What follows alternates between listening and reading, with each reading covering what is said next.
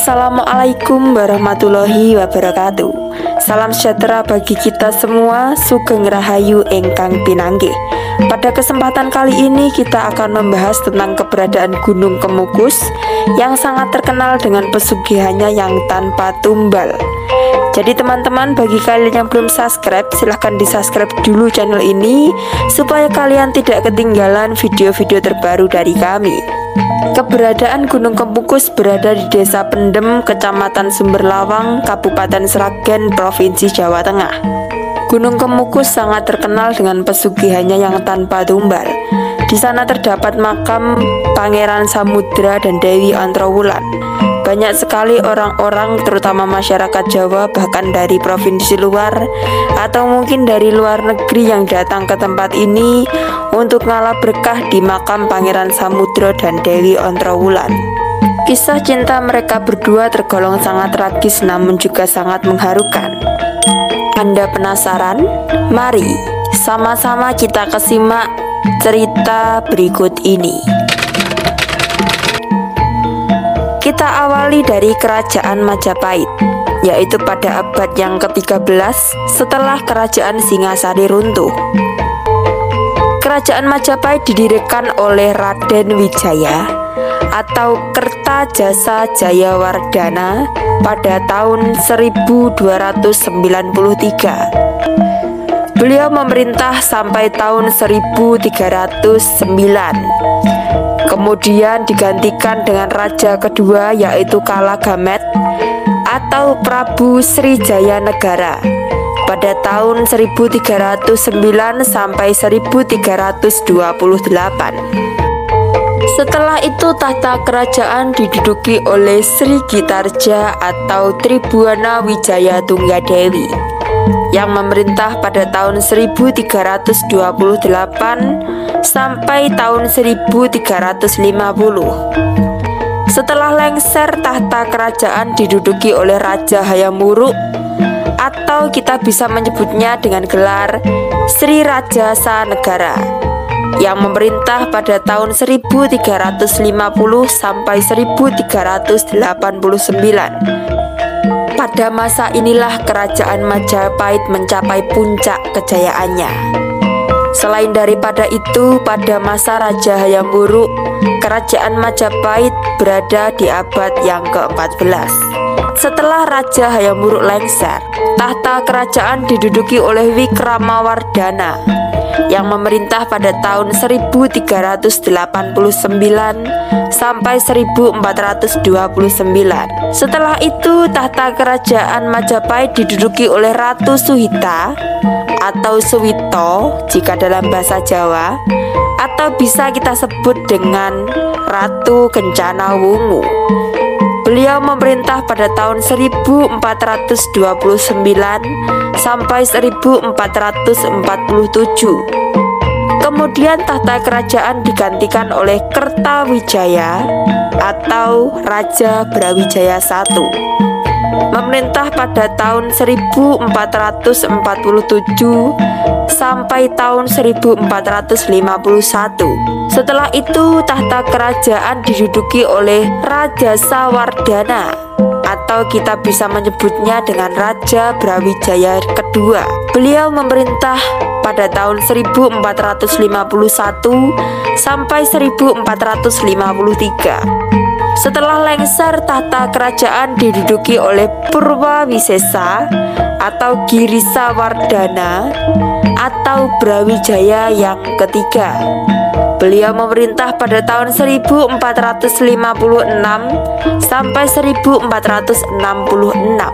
Kemudian tahta kerajaan diduduki lagi oleh Bre Pandan Alas atau Suraprabawa atau kita bisa menyebutnya dengan Raja Brawijaya IV. Beliau memerintah pada tahun 1466 sampai 1468. Setelah lengser, kemudian tahta kerajaan Majapahit diduduki oleh Bre Kertabumi atau Brawijaya yang kelima.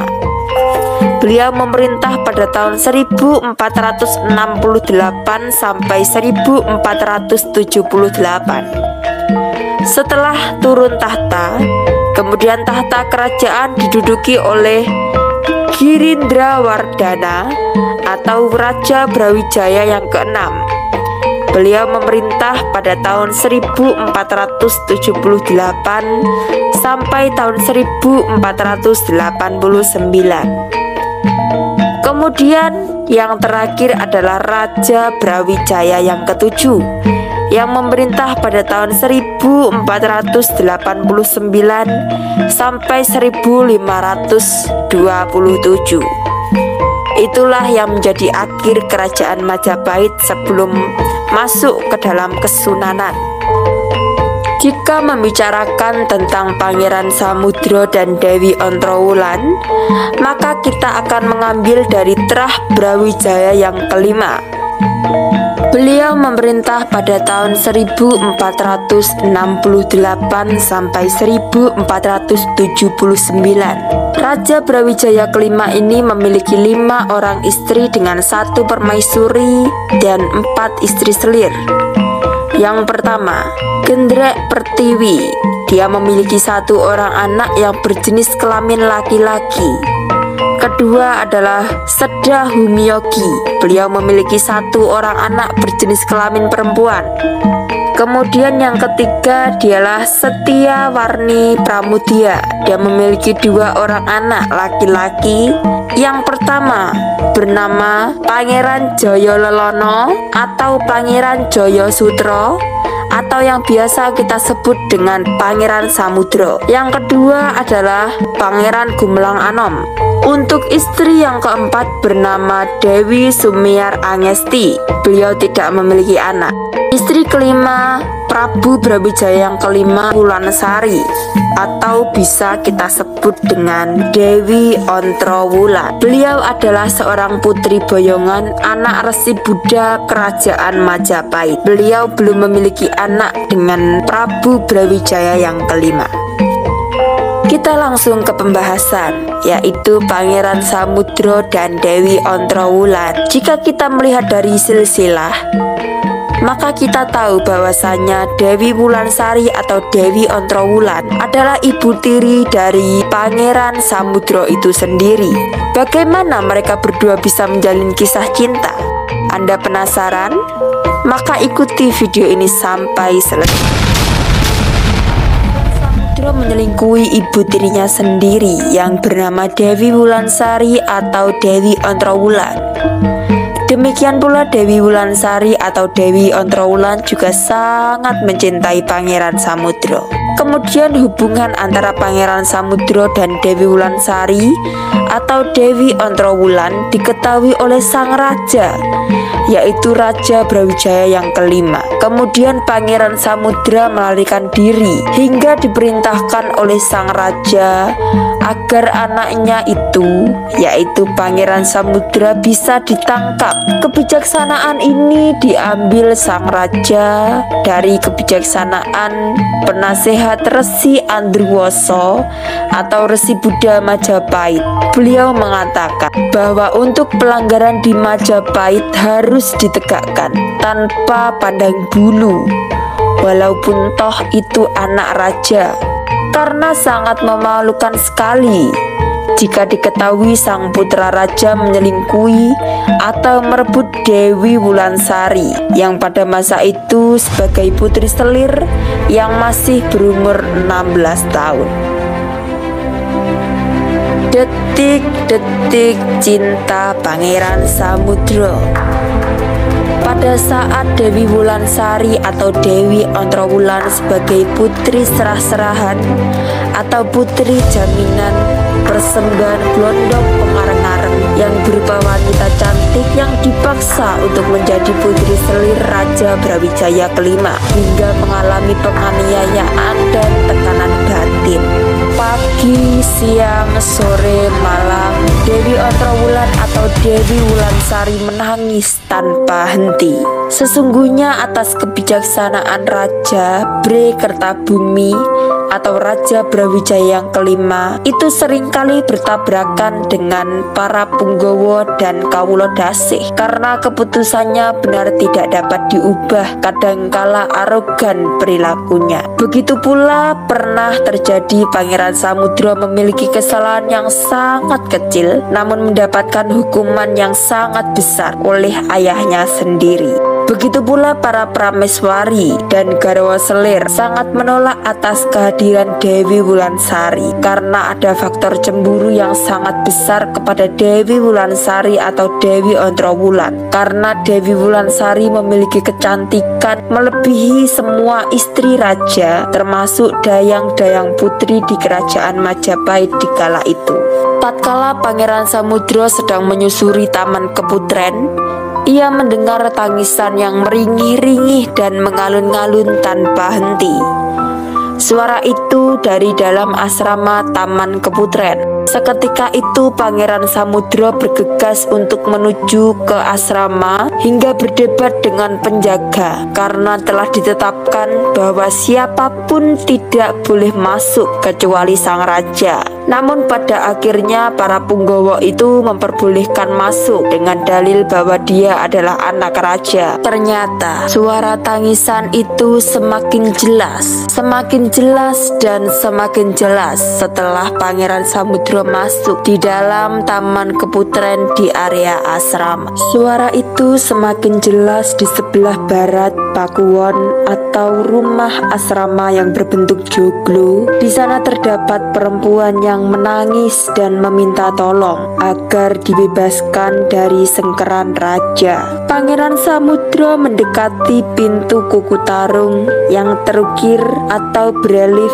kisah Ramayana. Pintu terkunci dengan gembok besar, kemudian dipecahkannya lah oleh Pangeran Samudro menggunakan batu andesit yang sebagai batu penutup bunga Wijaya Kusuma. Dengan satu pukulan saja, gembok kori langsung terlepas.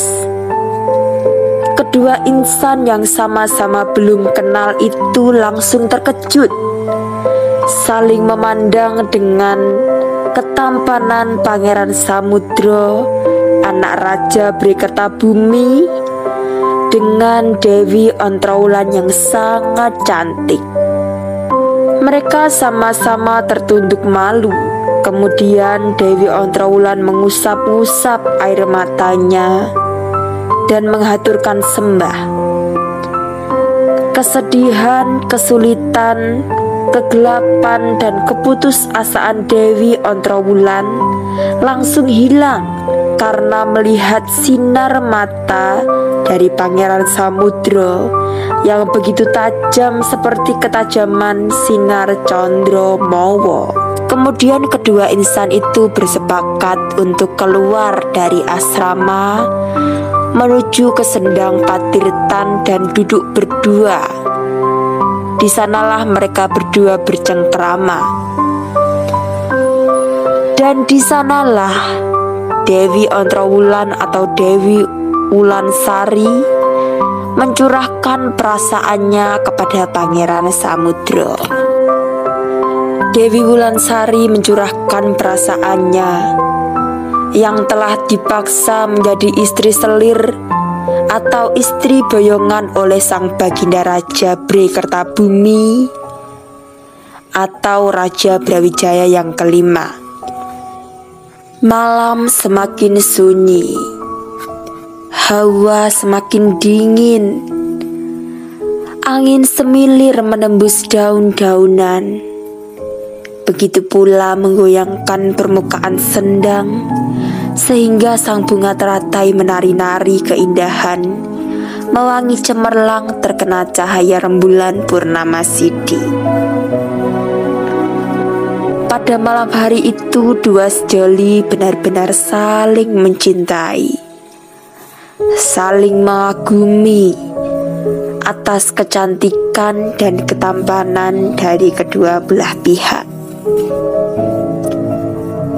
Di dalam keheningan malam yang ada hanyalah kenikmatan, lepas kendali atas perilakunya yang kurang patut dicontoh.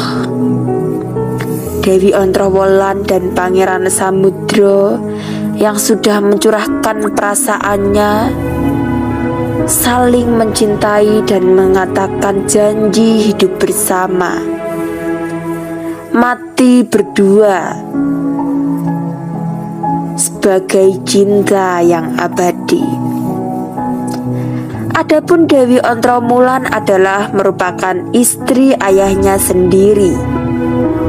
Namun Pangeran Samudro tidak takut atas kekejaman dan tidak takut atas kematian.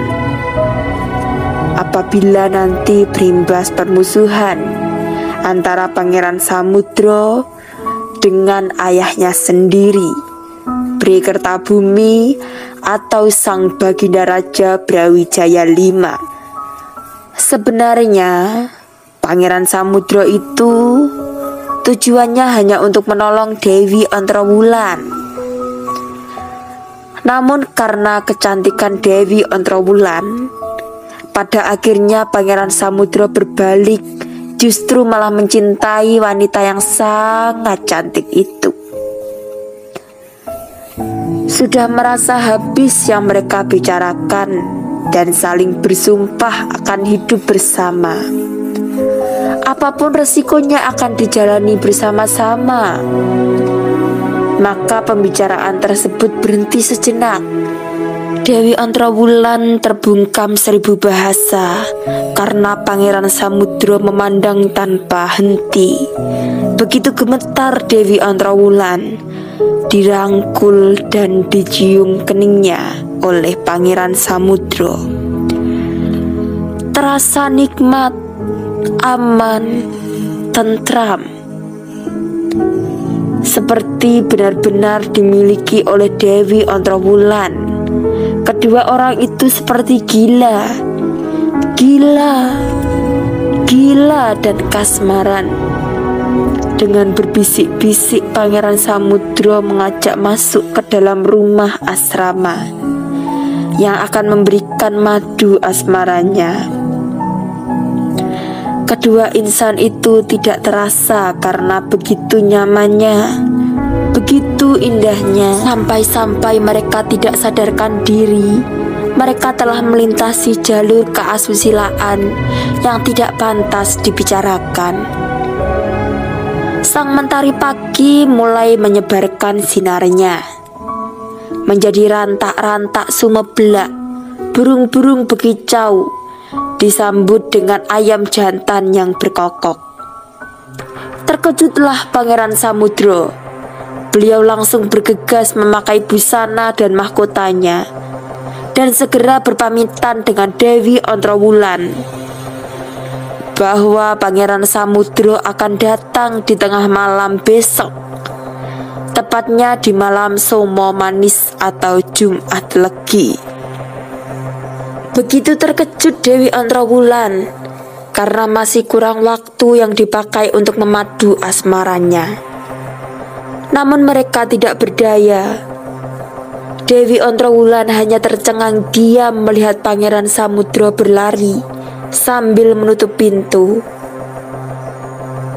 Nampaknya Pangeran Samudro sangat tergesa-gesa. Ia tidak melihat kanan dan kiri. Tak diduga, Pangeran Samudro berpapasan dengan punggawa kepercayaan sang raja. Dengan demikian, mulailah kerajaan Majapahit itu menjadi gencar sumebar bahwa Pangeran Samudro selingkuh dengan istri ramandannya, yaitu Dewi Ontrowulan, yang pada saat itu menjadi istri selir Sang Prabu Bri Kertabumi atau Brawijaya V. Sesungguhnya Sang Baginda Raja tidak mempercayai isu-isu tersebut, karena anak kesayangannya itu, Sutro Wijoyo, yang artinya adalah anak yang berhati baik dan berbudi luhur, yang disebut Pangeran Samudro. Pangeran Samudro artinya diambil dari saat pada waktu beliau kecil. Pada saat masa kecilnya dia sakit-sakitan, yaitu sakit gatal yang merajalela di seluruh tubuhnya.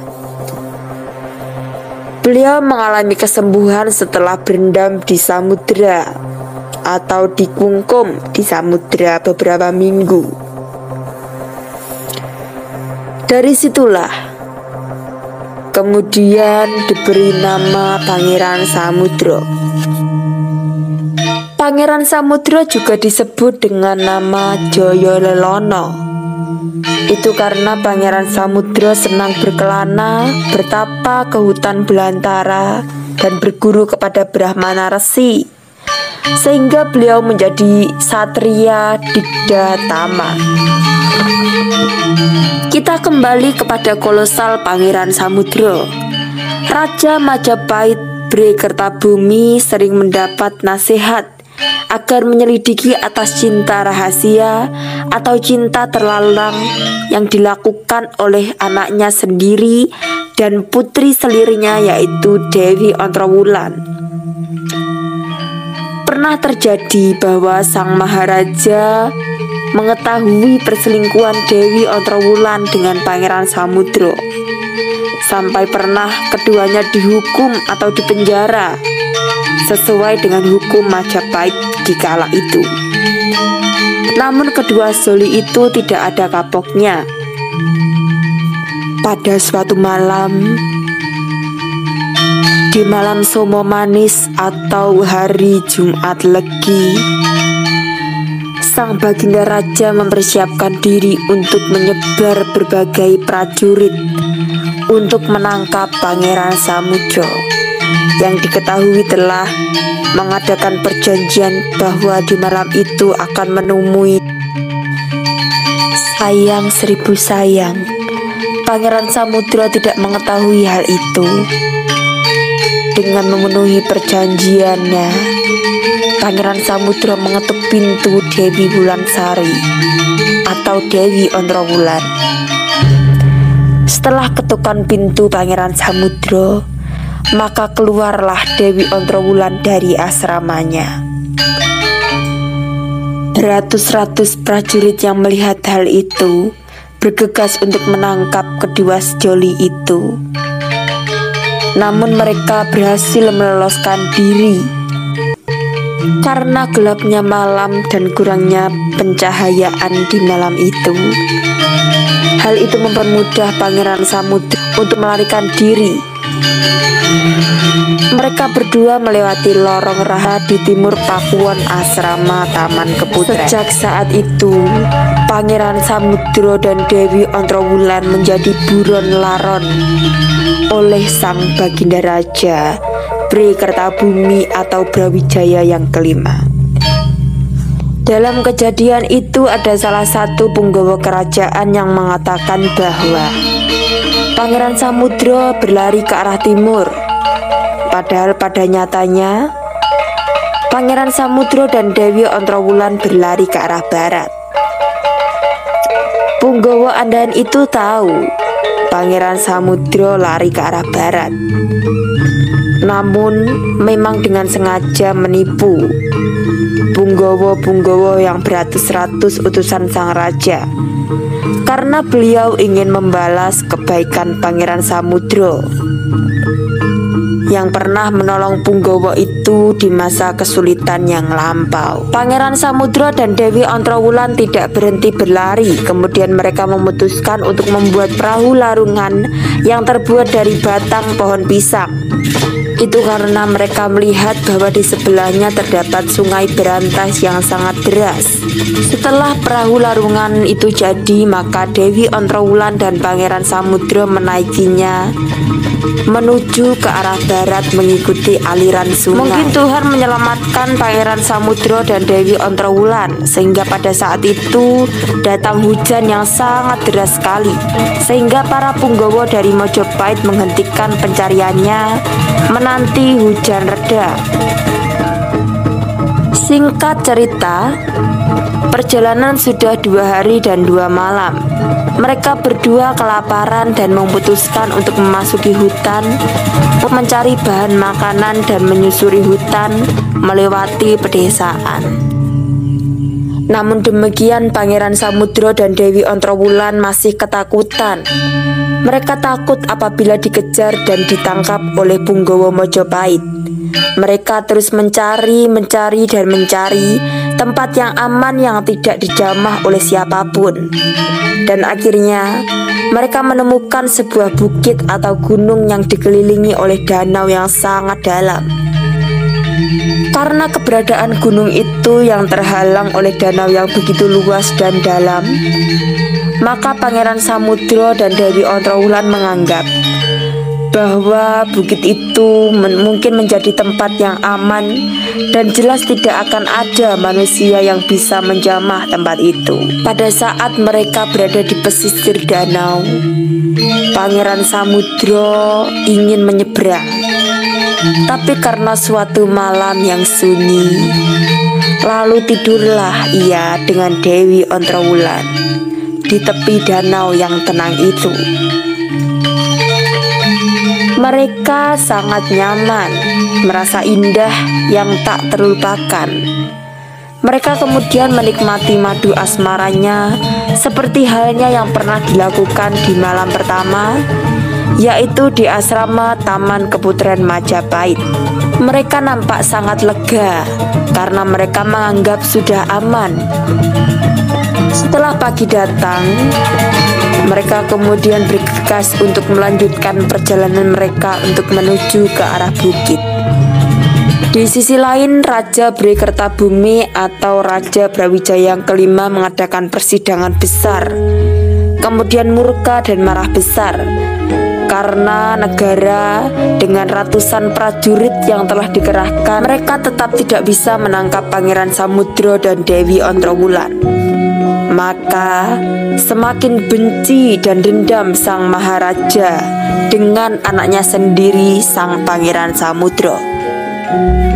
Kemudian muncullah dari rakyat jelata yang diantarkan oleh kedua prajurit yang mengatakan bahwa beliau mengetahui ada dua insan manusia yang masuk di daerah pedesaan.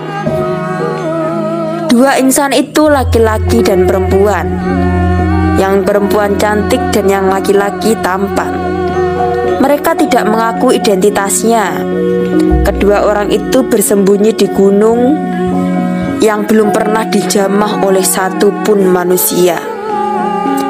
Tandanya di gunung itu ada kehidupan manusia atau kedua orang tadi adalah karena ada kemukus yang berupa asap api yang diperkirakan mungkin kedua orang itu sedang memasak makanan, kata rakyat jelata tersebut yang telah diantarkan oleh kedua prajurit.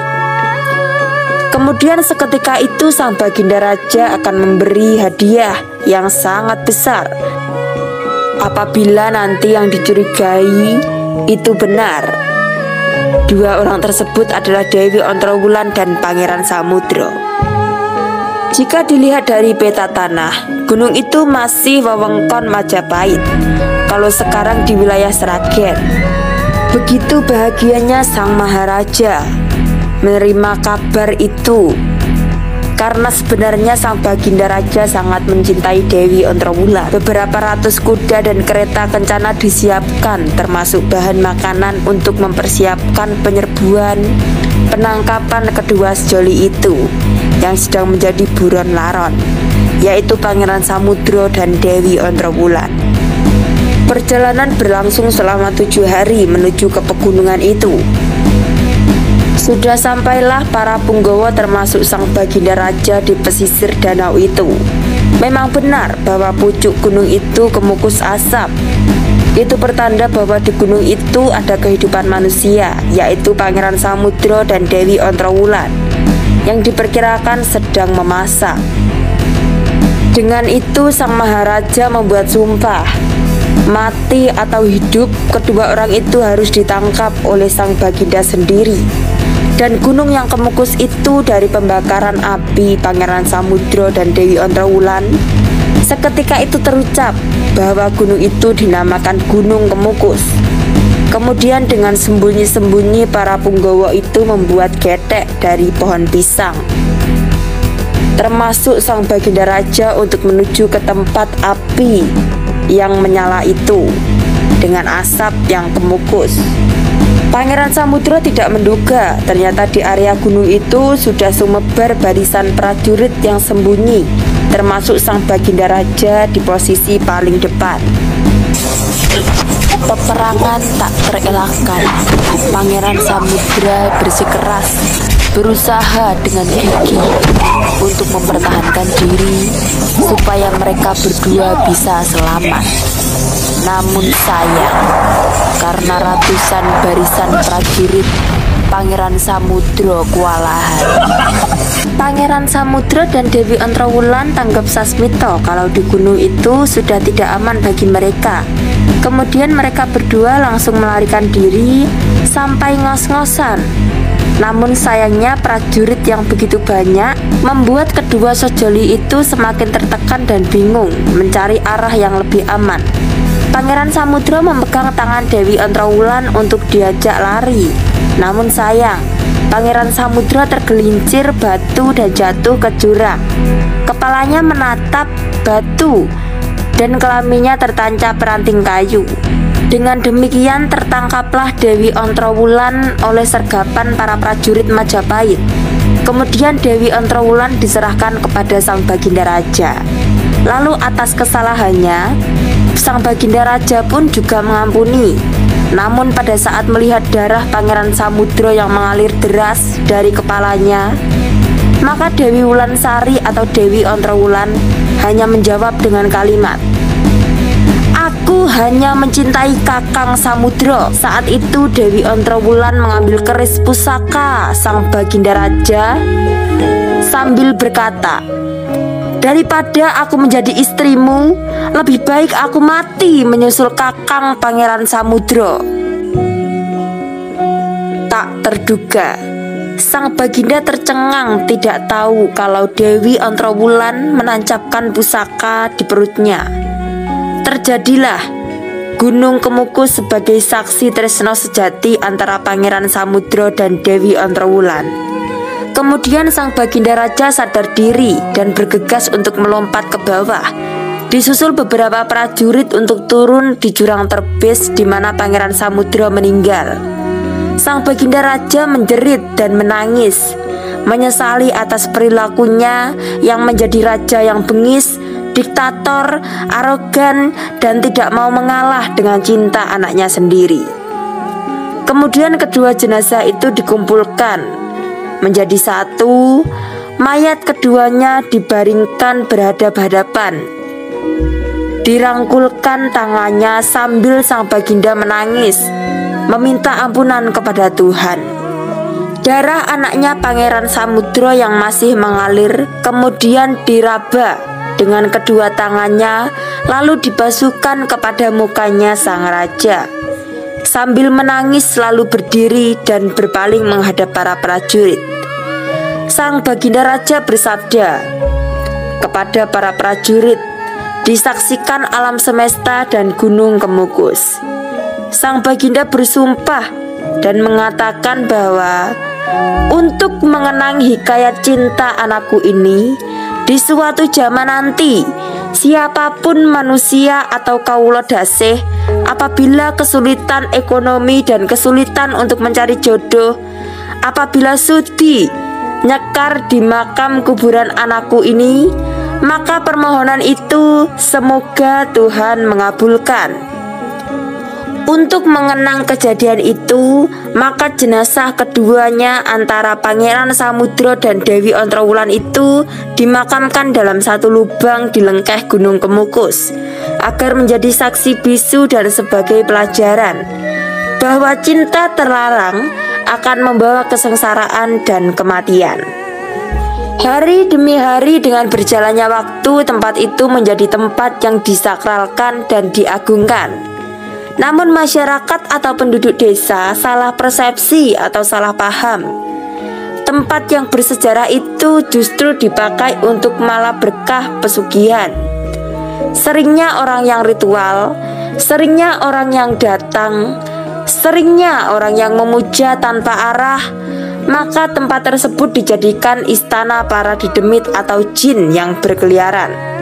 Sehingga pesugihan yang dimaksud bukan karena dari kekuatan Pangeran Samudro dan Dewi Ontrowulan, melainkan kekuatan dari jin atau setan atau bentuk lainnya yang menyerupai sosok laki-laki yang tampan dan wanita yang cantik. Sosok-sosok tersebut Mancala Putra dan Mancala Putri, dedemit atau jin yang menggelincirkan orang dengan berpura-pura menjadi wajah Pangeran Samudro dan Dewi Ontrowulan, yang menjanjikan dan menggelincirkan serta menyesatkan kepada orang-orang, termasuk orang yang kurang ketakwaannya kepada Sang Pencipta alam. Orang-orang yang dijanjikan kemewahan dan kekayaan atau pesugihan akan mengalami kenistaan siksaan di alam akhir nanti dan menjadi pengikut para jin yang berkeliaran dalam Alkisah Gunung Kemukus. Bila dibaca dengan mata batin, apabila berhasil menjadi kaya, itu bukan karena kekuatan dari Pangeran Samudro dan Dewi Ontrowulan, namun dari setan yang menyesatkan dan atas kepercayaan dirinya sendiri yang salah jalan. Bila dikesimak, kami juga mendengarkan dan mengetahui di masa yang lalu atau zaman kuno, memang banyak para pengabdi pesugihan yang berhasil sukses menjadi kaya raya. Namun sayangnya, harta bendanya kembali habis dan anak turunnya hidupnya semakin sengsara. Ada pula yang meninggal akan mengalami keanehan saat di pemakaman. Kadang mengeluarkan api di ruang kubur, kadang mengeluarkan air yang sangat dahsyat. Kadang ada pula yang menampakkan ular yang menakutkan di lubang kuburnya. Dengan hal tersebut, adanya kisah Gunung Kemukus semoga hanya menjadi kebanggaan dan keagungan yang perlu dilestarikan. Hingga kian ini Gunung Kemukus menjadi tempat wisata yang sangat indah, yang sangat dikagumi oleh rakyat senusantara ini. Semoga Gunung Kemukus tetap berjaya dan kehidupan gaib tentu selalu ada. Demikian, terima kasih, mohon maaf atas segala kekurangan. Apabila ada kesalahan atau kekilafan, kesalahpahaman dan sebagainya, kami mohon maaf yang sebesar-besarnya. Karena kami hanyalah sebagai rakyat biasa yang mencintai sejarah kebangsaan negara kesatuan Republik Indonesia ini. Wassalamualaikum warahmatullahi wabarakatuh.